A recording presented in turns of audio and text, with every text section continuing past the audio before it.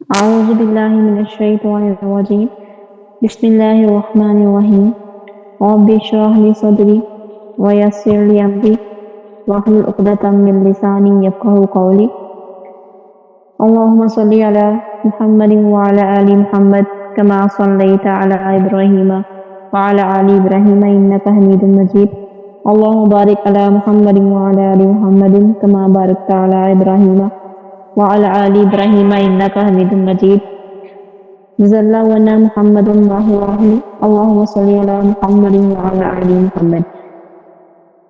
आज का जो टॉपिक है वो है रसूलुल्लाह सल्लल्लाहु अलैहि वसल्लम का हाथ थाम लो अगर दुनिया और आखिरत में कामयाब होना चाहते हो तो।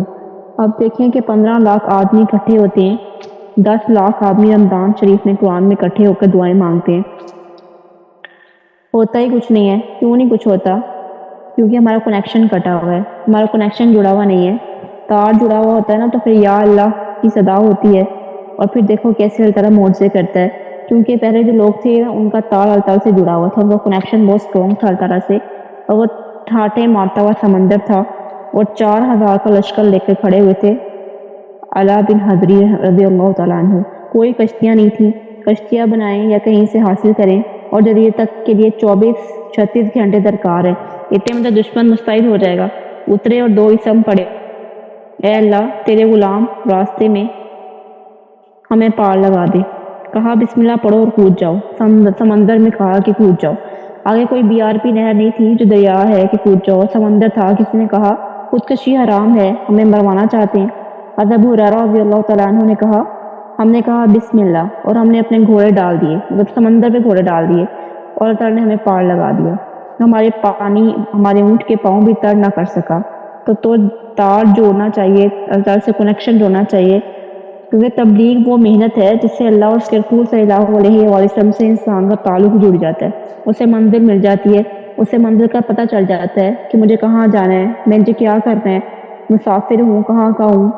एक बुद्धू आया, कहने लगा ए मोहम्मद तेरी 3 बड़ी बातें बहुत ही अजीब हैं। आप सल्लल्लाहु अलैहि वसल्लम ने कहा क्या क्या?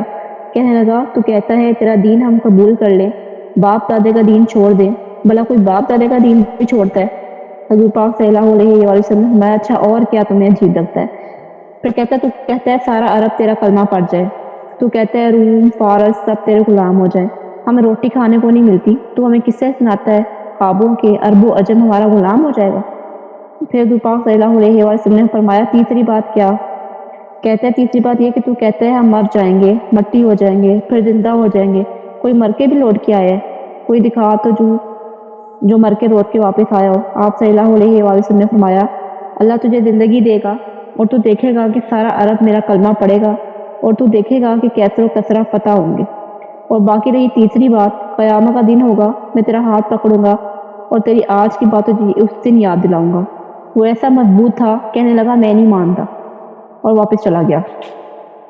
फतह मक्का हुआ तो सारा अरब इस्लाम में आया, फिर भी नहीं माना।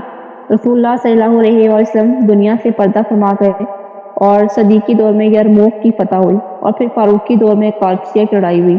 उधर ईरान टूट गया, इधर रूम टूट गया। तो बुद्धू कहने लगा अब तीसरी भी हो ही जाएगी, 2 तो मैंने देख ही ली है। तो फिर मुसलमान हुआ और हिजरत करके मदीने आया।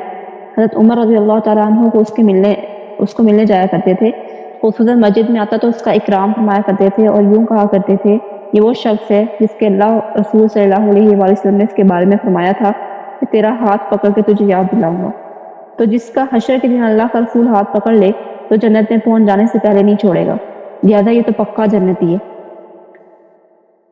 तो इस हाथ को नफ्स से छुड़ा लें, शैतान से छुड़वा लें, आज की रवायती ज़िंदगी से छुड़ा लें। अल्लाह के रसूल सल्लल्लाहु अलैहि वसल्लम के हाथ में अपना हाथ दे दें, उसकी परवाज़ अर्श से भी ऊपर है, वो आपको वहीं पहुंचा देगा। हज़रत पाक सल्लल्लाहु अलैहि वसल्लम की जो सुन्नत है अगर हम उस पर अमल करें तो हम वहीं पहुंच जाएंगे जहाँ हज़रत पाक सल्लल्लाहु अलैहि वसल्लम की अपनी उम्मत को लेके जाना चाहते हैं। जहाँ हज़रत पाक सल्लल्लाहु अलैहि वसल्लम अपनी उम्मत को कामयाब कराना चाहते हैं तो हमें भी उसी तरह ही कामयाब करवाएंगे अगर हम हज़रत पाक सल्लल्लाहु अलैहि वसल्लम का हाथ थामेंगे। अब हमें ज़रूरत है तरबियत की। क्या ये नाफिज करना होगा कि सब लोग जो है ना वो अपने आप का लिबादा ओढ़ें? अगर हमारा ज़ाहिर सुन्नत के मुताबिक होना तो हमारा ऑटोमेटिकली बातिन भी चेंज हो जाता है। اب ایک بندی نے اگر پردہ کیا ہوا ہے تو اس کو کوئی غلط کام کرتے وقت نہ حیا آئے گی، چاہے اس کا باطن جیسا بھی ہے، لیکن اگر اس کا ظاہر پراپری محمدی لباس میں ایک عورت ہے، ایک آدمی ہے، تو اس کو برا کام کرتے ہوئے نا ہمیشہ شرم آئے گی، وہ گلٹ فیل کرے گا کہ مجھے کام نہیں کرنا چاہیے، تو اس کا آٹومیٹکلی باطن چینج ہو جائے گا۔ تو ہمیں اپنا ظاہر چینج کرنے کی ضرورت ہے، اگر ہمارا ظاہر چینج ہو جائے گا تو ہمارا باطن بھی چینج ہو جائے گا۔ کوئی ایسا نظام اسلام میں کوئی نہیں ہے کہ ادھر سے ڈالا بدماش اور راتوں رات مشین میں ڈال کے ادھر سے نکال دیا تو جنید بغدادی بن گیا۔ کوئی بھی ایسا نہیں ہے کہ ایک صبح کو ایک کافر ہے تو اگلے دن آپ اس پہ کام کریں، آپ نے اس کو بات سمجھا دی اور اگلے دن وہ آپ کو ملے تو مسلمان ہو کر ملے، ایسا کوئی نہیں ہے اسلام میں۔ اللہ نے دنیا کو دارالاسباب بنایا ہے، یہاں اسباب کی رعایت کے ساتھ کائنات کو چلایا ہے۔ تربیت کے بغیر انسان دین پہ نہیں چل سکتا۔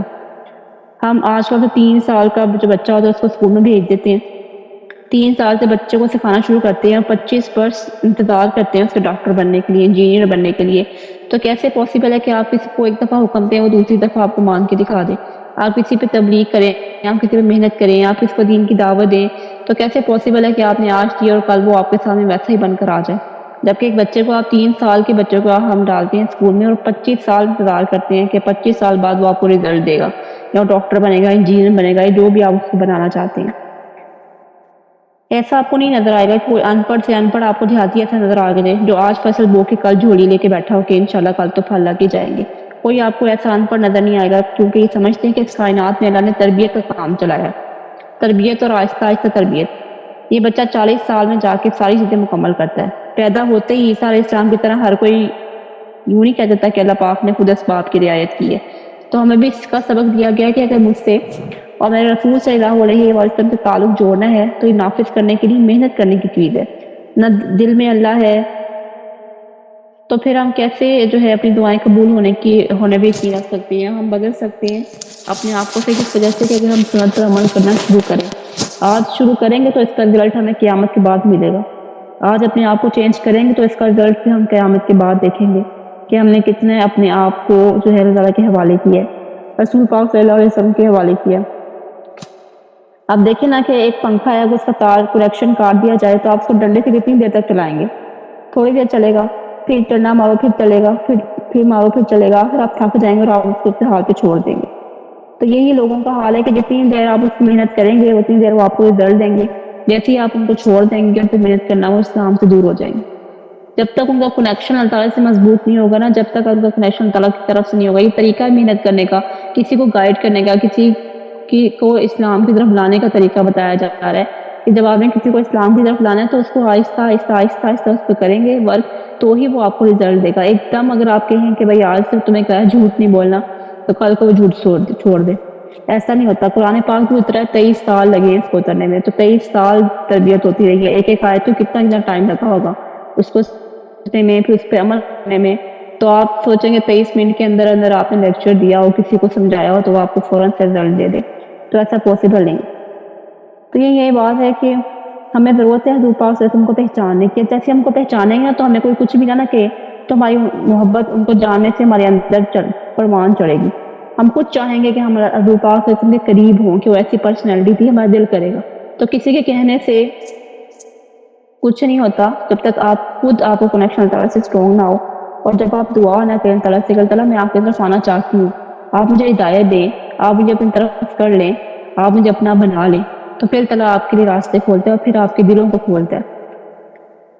اور اللہ تعالیٰ کی تو تعریف ایسی ہے کہ سمندر سیاہی بھی بن جائے نا تو اللہ تعالیٰ کی تعریف لکھی جائے کبھی ختم نہ ہو۔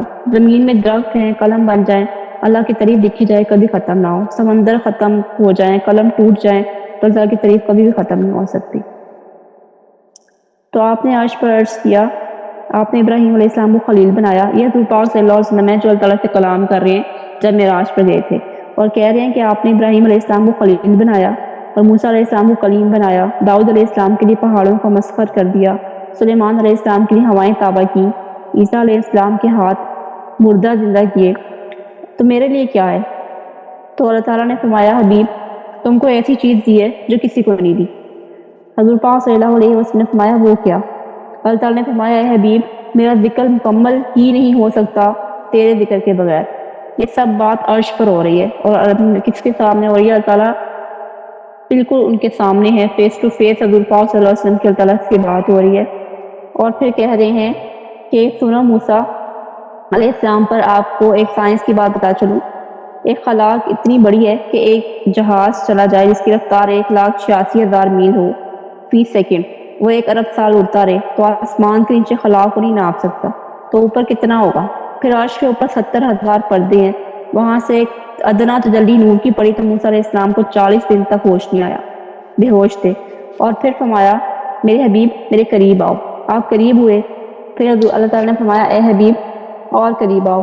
پھر آپ اور قریب ہوئے، پھر تیسری مرتبہ فرمایا میرے قریب آؤ. عرش کے 70,000 پردے بھی چاک ہوئے اور اللہ اپنے سامنے 3 مرتبہ خطاب فرما رہے ہیں. تو دیکھو کتنی پرواز ہے ہمارے نبی پاک صلی اللہ علیہ وسلم کی، کہ اتنی پرواز کسی کی راکٹ، کسی سائنس، کسی چیز کی بھی نہیں ہے، اتنی پرواز نبی پاک صلی اللہ علیہ وسلم کی ہے. لہذا اللہ کے علاوہ اپنے نبی کو کوئی نہیں پہچان سکا، کسی کا حوصلہ نہیں، کسی میں ہمت نہیں. پورے قرآن میں تعالیٰ نے یا یوسف نام پکارا ہے، یا عیسیٰ نام پکارا ہے، یا ابراہیم کہا ہے، ابراہیم علیہ السلام کو نام سے پکارا ہے. لیکن قرآن پاک میں ان کو کہیں تھوڑا تھوڑا خطاب ہے. اپنے حبیب پاک صلی اللہ علیہ وسلم کو اللہ پاک نے قرآن پاک میں ایک مرتبہ بھی نام لے کے نہیں پکارا، یا احمد نہیں کہا، یا محمد نہیں کہا.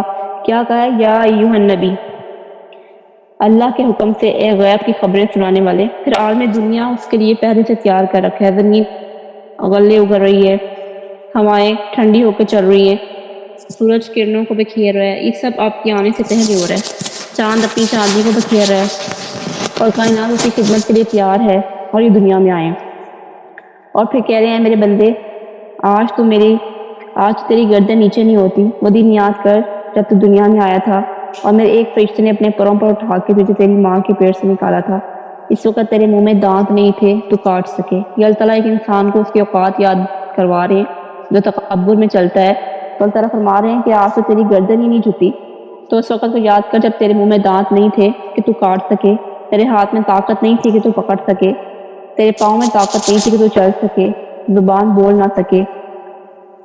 سب کچھ تو اپنے اوپر کرتا تھا. کرسی پر بیٹھ کر اپنے اس حال کو یاد کر جب تو اس حال میں دنیا میں آیا تھا کہ ہاتھ تھے لیکن پکڑ نہیں سکتا تھا، پاؤں تھے لیکن چل نہیں سکتا تھا، آنکھیں تھیں لیکن دیکھ نہیں سکتا تھا، دماغ تھا لیکن تو سوچ نہیں سکتا تھا، پاخانے کو دھو نہیں سکتا تھا، ضرورت بتا نہیں سکتا تھا. تو ایسی بے بسی کے عالم میں تھا. مجھے یہ بھی پتا تھا کہ کل تو میرا نافرمان بنے گا یا فرمان بردار بنے گا. اس وقت جب تو بے بس تھا ماں کی گود میں نے تیرے لیے دودھ کے چشمے جاری کیے. تیری ماں کے پینے سے تجھے خالص دودھ پلایا. سردیوں میں وہ گرم، گرمیوں میں وہ ٹھنڈا. کوئی اور بھی ہے جو یہ سب تیرے لیے کر کے دکھائے؟ یہ اللہ اپنی محبت کا اظہار کر رہے ہیں. اللہ تعالیٰ بتا کہ اس نے کیا کچھ انسانوں کے لیے کیا ہے. اور پھر اللہ تعالیٰ کہتے ہیں جو اللہ ہمارے ساتھ کر رہا ہے تو ہمیں درجہ بدرجہ بتا رہا ہے. کون کسی کو پکانا دھوتا ہے؟ اپنا دھونا مشکل ہوتا ہے، پرائے کا کون دھوئے؟ تو اللہ تعالیٰ نے کیا کہا؟ ماں باپ کے دل میں تیری محبت کو پیبست کیا. تو کھائی نہیں تو انہیں کھانا اچھا نہیں لگتا، تو سوئی نہیں تو انہیں نیند نہیں آتی.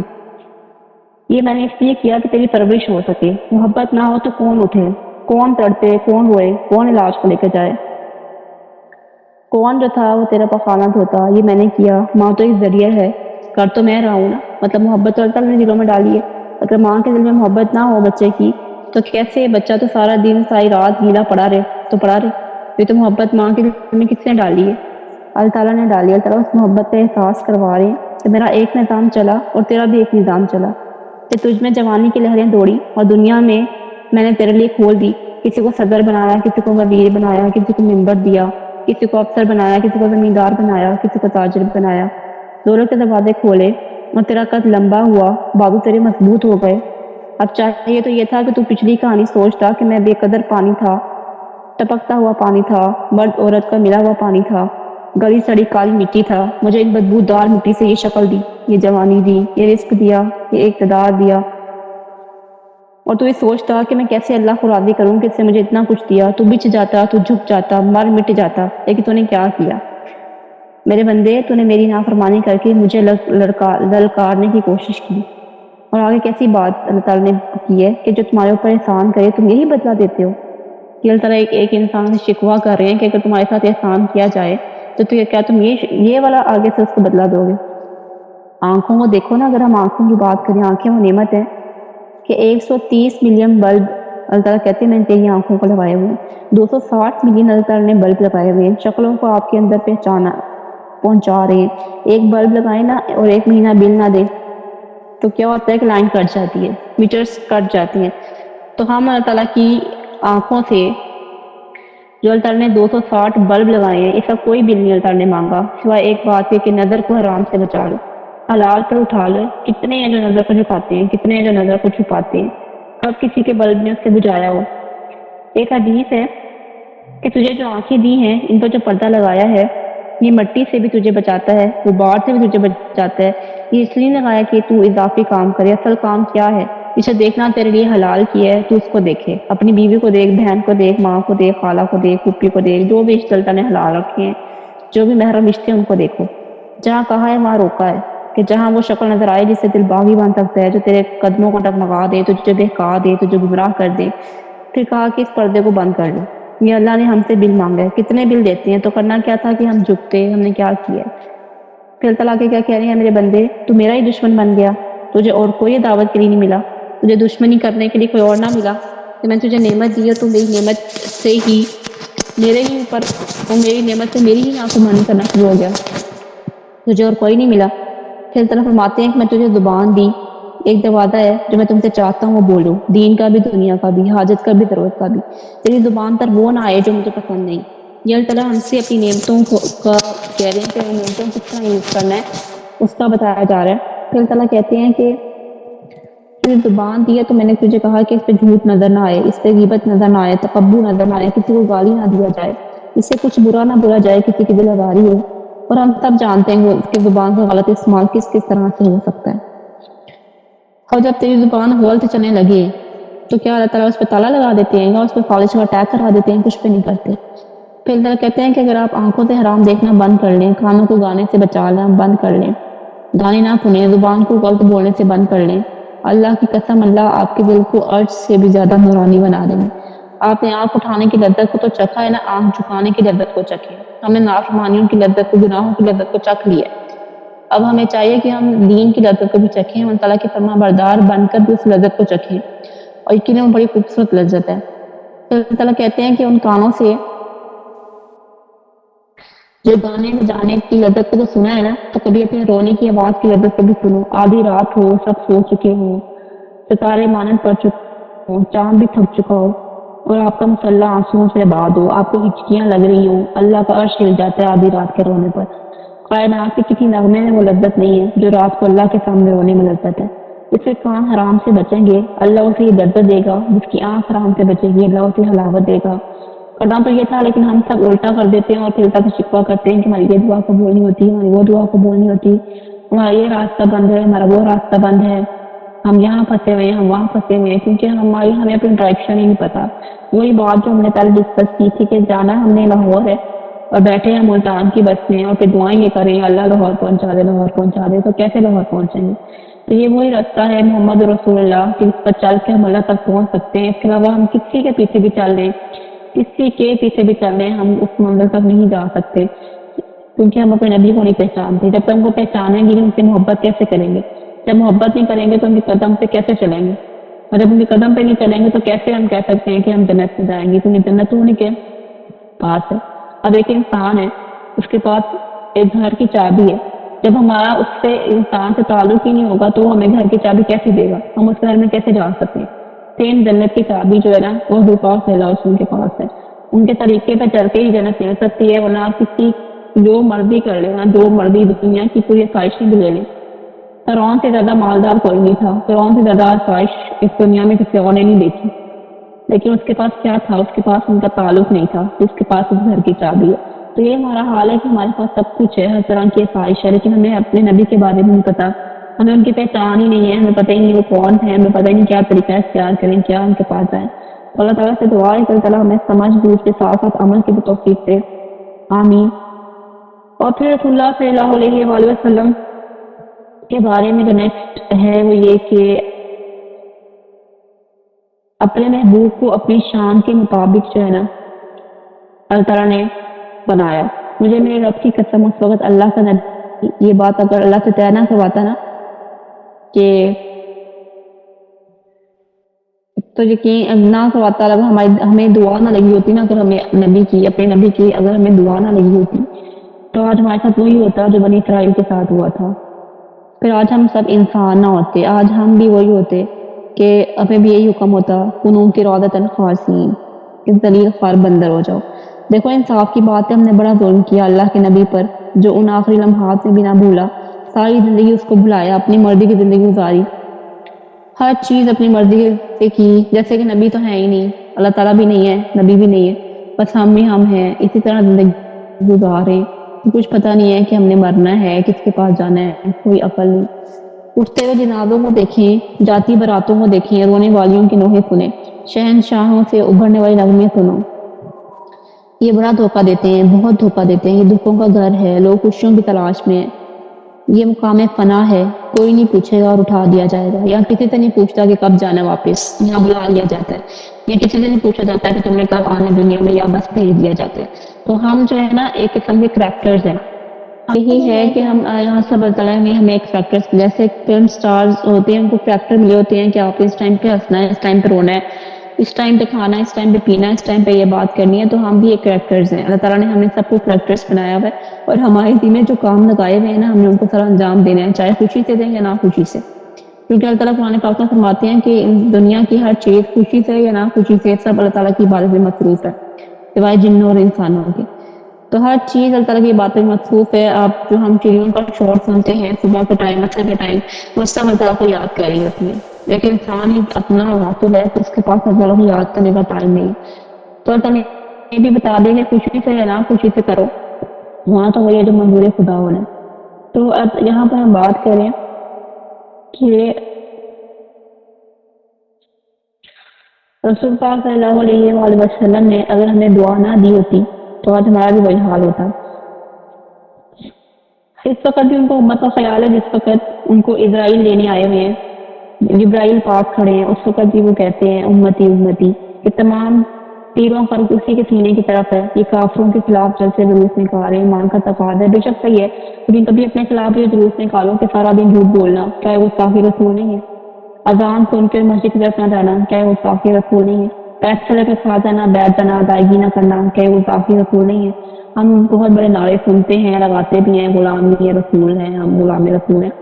لیکن جو ہم کام کر رہے ہیں اتنے بڑے بڑے، پیسے لے کر بھی بیٹھ جانا، پھر اس کے بعد مطلب بہت ہی برے حالات ہیں. پھر اپنے ماں باپ کو ذلیل کرنا، مظلوم کا بھی خون نچوڑ لینا. پھر اس طرح آج کل ٹرینڈ چلا ہوا ہے جی شارٹ لباسز، یہ سب کچھ کیا ہے؟ مطلب احساس کیے نا، اپنے نبی کا مذاق بھی اڑا رہے ہیں. پھر اتنی شریعتیں لے کر آیا جو اتنا احساس کرتا ہے، اس کے ساتھ بھی ہم سنتے نہیں ہیں. تو اگر ان کی دعا نہ ہوتی نا تو پھر آج ہم پر بھی پتھر برس رہے ہوتے، ہم پر بھی مینڈروں کے عذاب آ رہے ہوتے، ہم پر بھی جو ہے وہ ٹڈیاں برس رہی ہوتی ہیں آسمان سے. قوم سمود کے دھماکے ہمارے اوپر ہو رہے ہوتے، قوم عاد والی ہوا ہمارے اوپر چلتی، اور آج ہمارے اوپر بھی آگ کے انگارے برستے. تو یہ ہمارے نبی کی دعا ہے کہ ہم بچے ہوئے ہیں. اس وقت بہت ہی جو ہے نا وہ دکھ ہوتا ہے جب ظلم ہوتا ہے دنیا میں، اس کے حساب سے بولتا نہیں، اور جو بولتا ہے پھر اس کے حساب جو ہوتا ہے. تو قرآن میں تعالیٰ فرماتے ہیں کہ اللہ تعالیٰ حبیب سے کیا کہہ رہے ہیں کہ حبیب تیرے اگلے پچھلے سب گناہ معاف. اور خلیل سے کیا خطاب ہو رہا ہے کہ ہم نے خلیل کو آیات دکھائیں تاکہ ایمان اور یقین میں ترقی کرے. حضور پاک صلی اللہ علیہ وسلم کو کیا خطاب ہو رہا ہے کہ محمد صلی اللہ علیہ وسلم احمد مشتبہ تاجدار مدینہ سرور کونین کو پیغام کو لے کر یہ جماعتیں پھرتی ہیں، کلمے کی بات کرتے ہیں کہ اللہ تعالیٰ سے تعلق جوڑے. اور اللہ تعالیٰ سے کوئی براہ راست تو نہیں جوڑ سکتا نا، اس کا ایک طریقہ اللہ تعالیٰ نے بتایا ہے. اور اللہ تعالیٰ فرماتے ہیں کہ اے میرے حبیب لوگوں کو سنا دو، سب دروازے بند ہیں، سب راستے بند ہیں، ایک دروازہ راستہ کھلا ہے میرے تک آنے کا. جو تیرے راستے پہ چلتا ہوا آ جائے وہ میرا ہے، اور تیرے راستے پہ نہیں چلتا وہ شیطان کا ہے. دو ہی اللہ تعالیٰ نے آپشنز دی ہیں، یا تو مسلمان ہیں یا پھر کافر ہیں. تو یہ کرنے کہا ہے کہ ایک راستہ ہے جو میرے تک آئے گا وہ آپ کا راستہ ہے، اور جو پھر میرے تک نہیں آتا وہ شیطان کے راستے پہ چلتا ہے. اور حدیث میں ہے کہ آپ صلی اللہ علیہ وسلم نے فرمایا سب سے پہلے میں جہنت کے دروازے کھولوں گا. اور آپ صلی اللہ علیہ وسلم نے مزید یہ بھی فرمایا کہ سارے نبیوں پر جنت حرام ہے جب تک میرا قدم نہ لگے.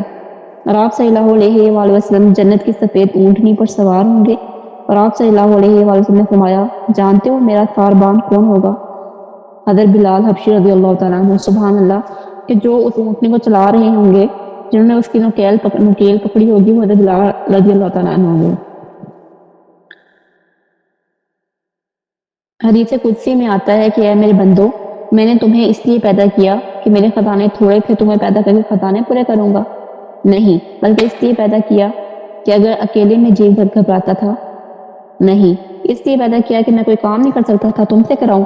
نہیں، بلکہ اس لیے پیدا کیا کہ تم رسول پاک صلی اللہ علیہ وآلہ وسلم کے اخلاق کو فالو کرو، ان کے طریقے کو فالو کرو، اور دن رات مجھے یاد کرو، میری عبادت کرو،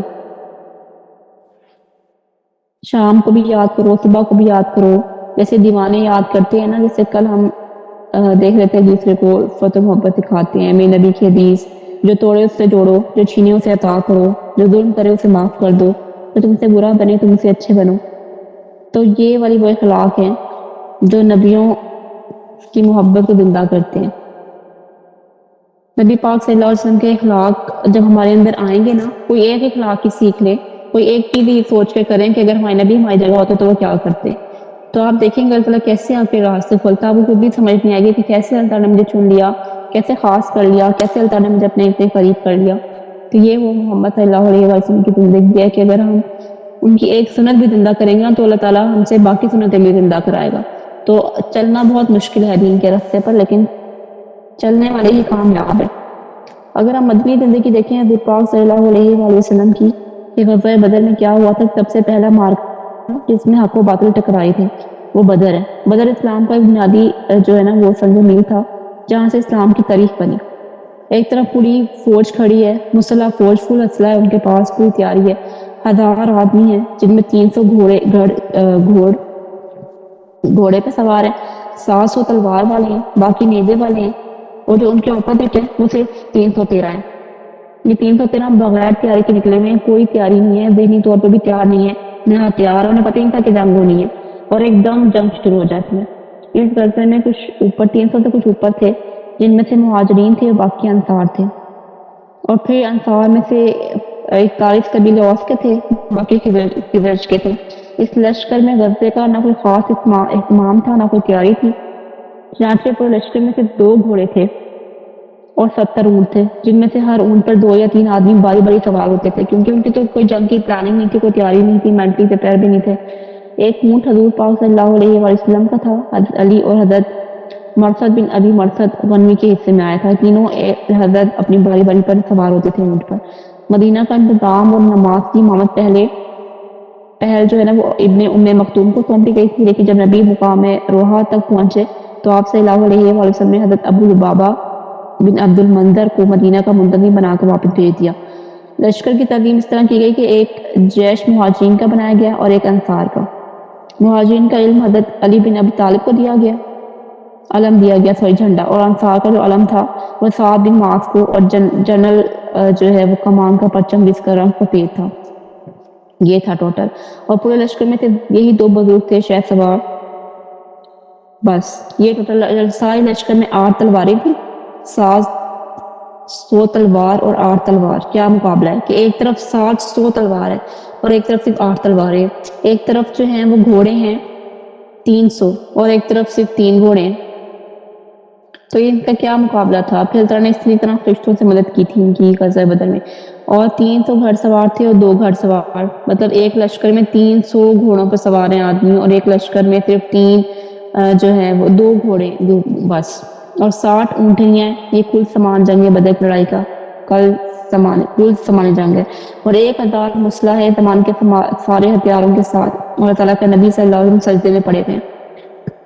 ان کو تو نے مار دیا تو پھر تیرا نام لینے والا کوئی نہیں رہے گا۔ یہ اللہ تعالیٰ سے دعا کریں سجدے میں جا کے نبی پاک صلی اللہ علیہ وسلم کہ ہم نہیں لڑ سکتے، ہمارے پاس نہ اسلحہ ہے، نہ فوج ہے، نہ ہم تیار ہے، تو اللہ تعالیٰ سے سجدے میں دعا کریں کہ یا اللہ تو نے ان کو مار دیا تو پھر تیرا نام لینے والا کوئی نہیں بچے گا، کیونکہ صرف 313 لوگ تھے اور وہ سارے وہی تھے جو مسلمان تھے۔ اور الفاظ بدر کے صحابہ کی عظمت کو بتاتے ہیں کہ اللہ کا نبی ان کو اتنا اونچا مقام دے رہا کہ اگر یہ مٹ گئے تو بھی تیرا نام بھی دنیا سے مٹ جائے گا۔ یہ ایسے بنیادی لوگ تھے، اور اس دن جو روئے ہیں نا اور اللہ سے جو مانگا ہے، کچھ بھی نہیں ہاتھ میں، ادھر سب نے بھی مانگا، سب مانگ رہے ہیں یا اللہ تو ہی کرے گا تو ہی کرے گا، تو اللہ نے کہا لبیک لبیک۔ پھر اللہ تعالیٰ نے جو ہے فرماتے ہیں کہ میرے 1000 فرشتے آ رہے ہیں، کافر 1000، فرشتے بھی 1000۔ یہ اللہ تعالیٰ نے پھر حضور پاک صلی اللہ علیہ وسلم تسلی دی جب انہوں نے دعا مانگی کہ تم فکر نہ کرو، میرے 1000 فرشتے آ رہے ہیں، کافر بھی 1000 ہے، فرشتے بھی 1000 ہے۔ یہ بات سمجھائی، کہا فرشتوں کو نہ سمجھنا کہ فرشتوں کا کام ہوتا ہے، کام اللہ ہی کا ہوتا ہے۔